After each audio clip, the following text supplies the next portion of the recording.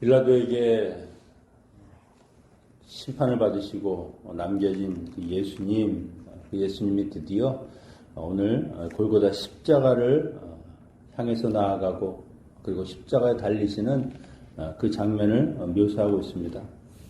주님이 가시는 길, 고난의 길이고 정말 멸시와 천대를 받은 그런 길이었다고 하는 것을 다시 한번 저희들이 생각해 볼 수 있고요. 오늘은 특별히 그 군병들 그리고 대제사장들과 그리고 많은 그 군중들이 예수님에 대해서 모욕하는 그 말들을 또다시 하는 것을 볼 수 있습니다.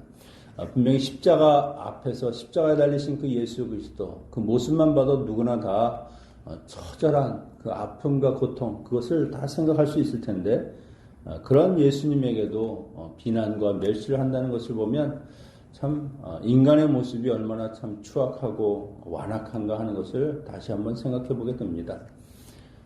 이런 고난을 당하시는 예수님을 따라가면서 우리가 십자가로 가는 길, 그 길을 다시 한번 얼마나 큰 고난의 길이었나 하는 것을 생각해 볼 수 있겠습니다.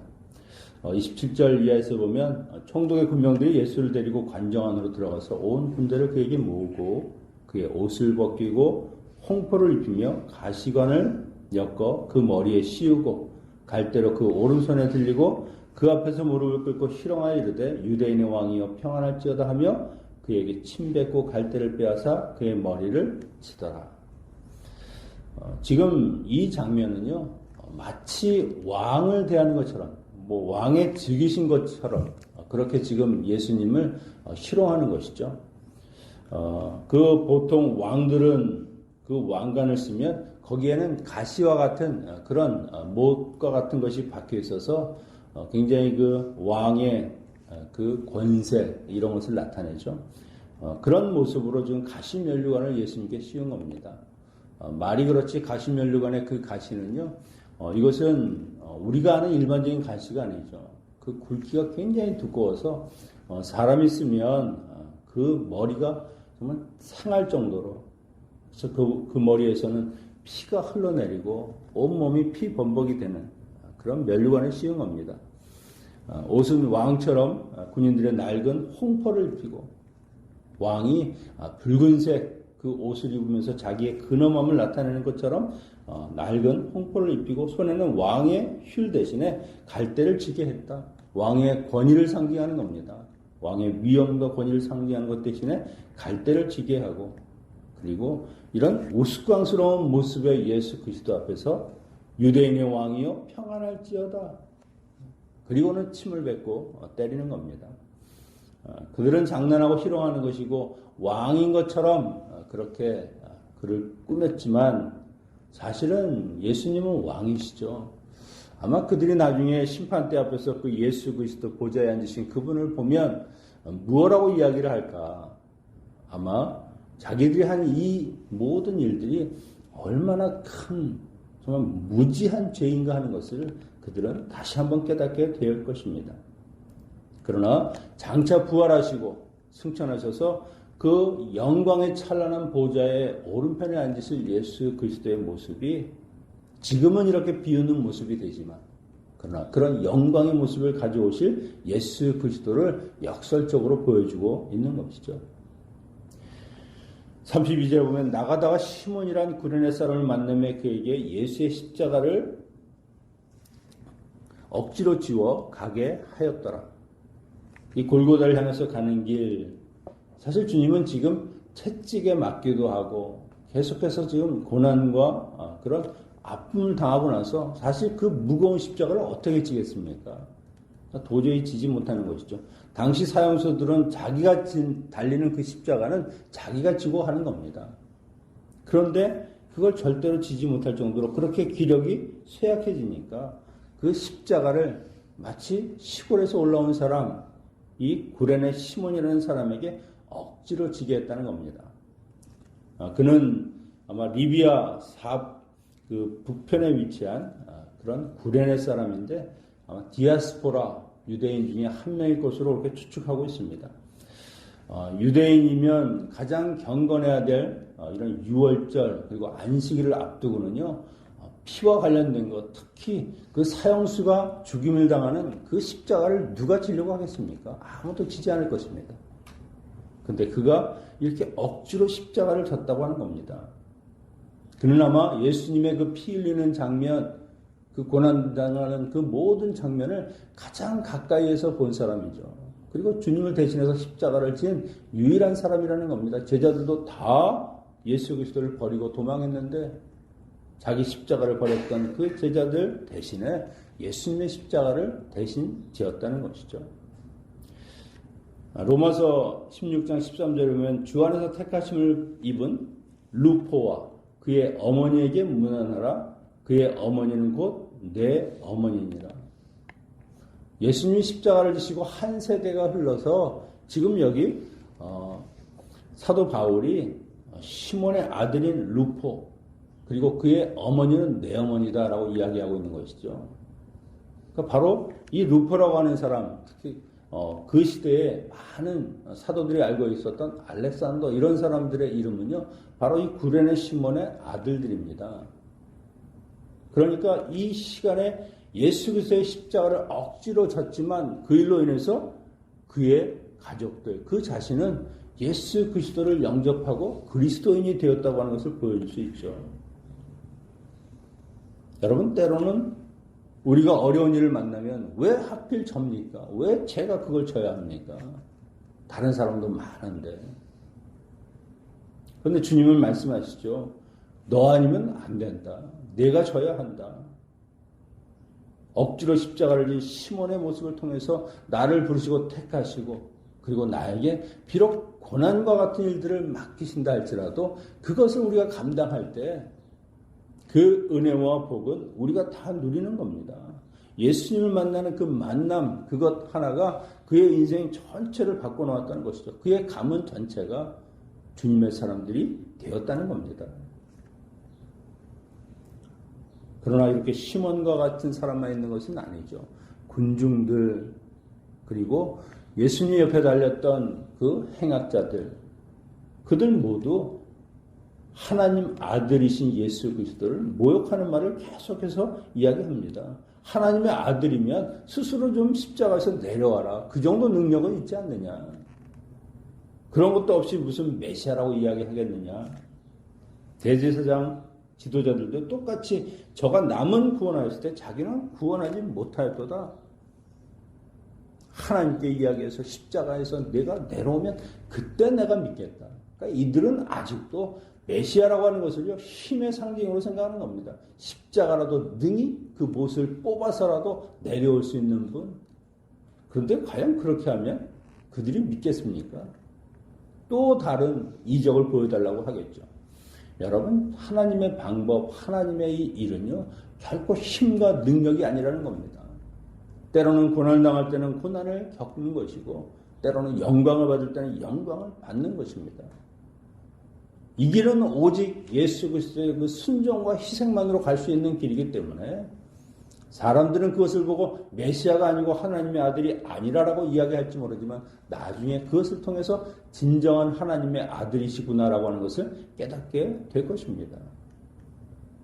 그러니까 모든 사람은 다 거부하는데 유독 이 사형을 집행했던 백부장은 그는 하나님의 아들이시구나 이런 고백을 하지 않습니까? 이방인이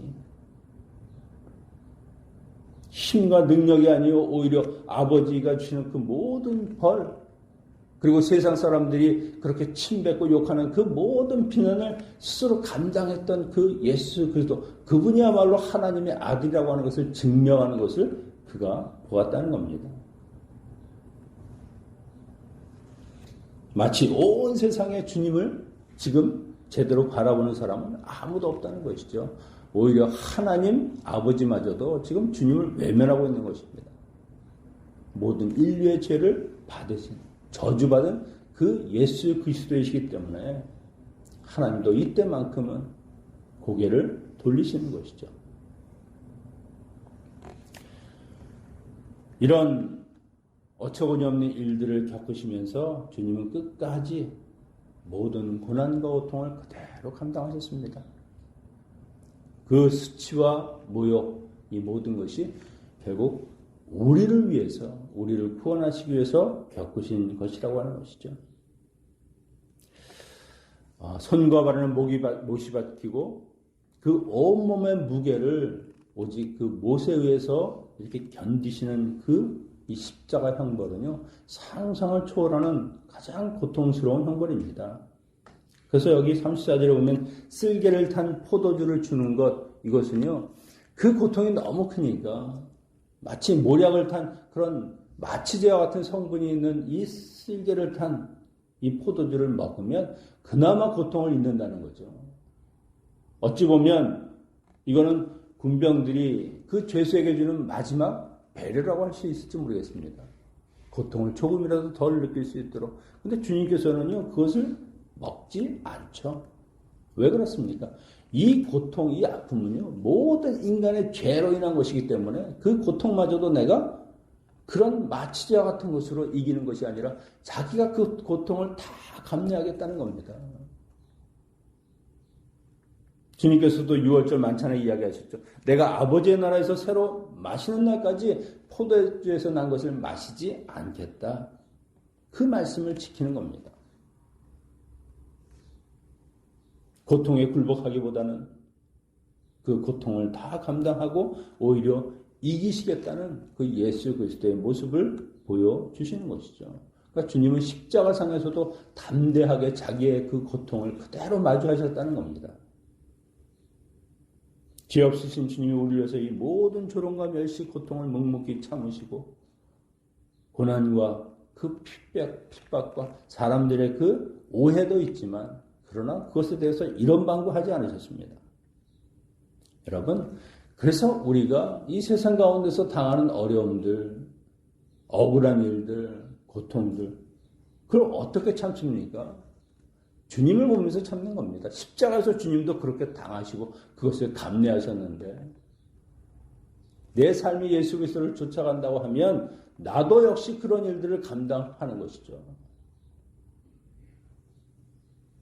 이처럼 고난 중에 십자가의 주님을 바라보면서 승리했던 사람이 있습니다. 바로 할렐루야를 작곡한 핸델입니다. 그는 건강이 굉장히 안 좋았습니다. 병을 고치기 위해서 모든 재산을 탕진하고 그것도 모자라서 남의 빚까지 져가면서 그렇게 자기의 건강을 치료하려고 했지만 결국 그는 건강을 되찾지 못했습니다. 53세에는 뇌출혈로 반신불수 상태까지 이르렀고 결국 그가 가지고 있던 극단도 다 파산에 이르는 그런 정말 막다른 길에 도달하게 되죠. 그가 어렵게 병을 그나마 회복하고 56세가 되었을 때 그는 할렐루야라고 하는 이 정말 불후의 명곡인 이 곡을 작곡합니다. 그가 이 연주 시간이 2시간이 넘는 이 곡을 26일 만에 완성했는데 그 핸델의 메시아를 작곡할 때 이사야서 53장 3절에 이르렀을 때 거기에 이런 말이 써 있습니다. 그는 멸시를 받아서 사람들에게 실어 버림받았으며 간고를 많이 겪었으며 질고를 아는 자라 마치 사람들에게 얼굴을 가리우고 보지 않음을 받은 자 같아서 멸시를 당하였고 우리도 그를 귀히 여기지 아니하였다. 이 구절 앞에서 그는 무릎을 꿇고 한참을 울었다고 합니다. 야, 나보다 더한 고통을 받으신 분이 계시는구나. 이분이야말로 나의 주님이 아니신가. 그 주님의 고난을 보면서 자기의 고난, 아픔, 지나온 삶은 아무것도 아니다. 그런 것을 깨달은 거죠. 그리고 나서 그가 메시아라고 하는, 할렐루야라고 하는 곡을 완성했다고 하는 겁니다. 여러분, 정말 고통의 바다 속에서 도저히 헤어날 수 없는 그런 상황인 것 같을 때에도 주님을 바라보면서 이렇게 일어나고 승리하는 그런 사람들이 있다는 겁니다. 혹시 여러분이 지금 고통과 그 시련의 한가운데 서 있으십니까? 그러면 주님의 십자가를 바라보십시오. 그 십자가가 우리의 위로가 되고 우리에게 능력이 되고 그 십자가만이 우리를 다시 회복시켜 주실 것입니다. 그리고 분명한 것은요, 십자가는요, 끝이 아닙니다. 정점일 수는 있지만, 그러나 그 정점을 지나고 나면 그 영광의 면류관을 쓰시는 부활의 시간이 있다는 것이죠. 그 터널이 지나고 나면 우리의 삶도 분명히 주님이 만들어주시는 그 놀라운 회복의 시간, 영광의 시간이 기다리고 있다는 겁니다. 결코 하나님의 성도들은요, 십자가로 끝나는 인생이 아닙니다. 반드시 영광을 맞이하는 영광의 시간들이 우리를 기다리고 있다는 것이죠. 그래서 우리는 희망을 가지고 소망 가운데 끝까지 가는 겁니다. 어떤 아픔과 어려움이 있다 할지라도 그 영광의 열매를 보는 날까지 끊임없이 달려가는 겁니다. 여러분, 그래서 절대 포기하는 일은 없어야 한다는 것이죠.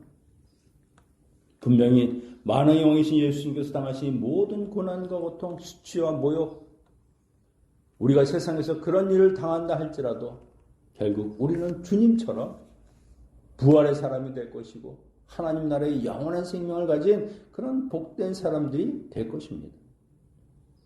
주님이 가신 십자가의 길, 고난의 길이지만 그러나 그것이 영광으로 가는 길이라고 하는 것을 여러분 기억하시면서 오늘도 세상 가운데서 담대하게 어떤 어려움이 있다 할지라도 그 예수 그리스도의 십자가를 바라보면서 승리하시는 성도님들 되시기를 축원합니다. 기도하겠습니다. 아버지 하나님, 예수 그리스도를 통해서 저희들의 모든 죄와 이 세상에 있는 정말 모든 고통과 고난까지도 저희들이 감당할 수 있게 하시니 감사합니다. 주님의 가신 그 길을 우리도 능히 하나님을 의지하며 그 예수 그리스도의 그 고통과 고난과 사랑을 기억하며 이겨내게 하시고 인내하게 하시고 하나님만을 바라보며 살아갈 수 있는 저희들이 되게 하여 주시옵소서. 이 아침에 주님 앞에 나와 기도하며 온전히 하나님의 은혜를 구하는 주의 백성들 주여 함께하여 주시고 예수 그리스도의 그 보혈로 깨끗하고 정결하고 모든 것으로부터 자유한 주님의 사람들 되게 하여 주시옵소서. 또한 이 시간에도 아파서 또 상처로 질병으로 고통받는 저희 성도님들 주님이 만나주시고 주님의 보혈로 깨끗하게 치유하여 주시옵소서. 예수님의 이름으로 기도하옵나이다. 아멘.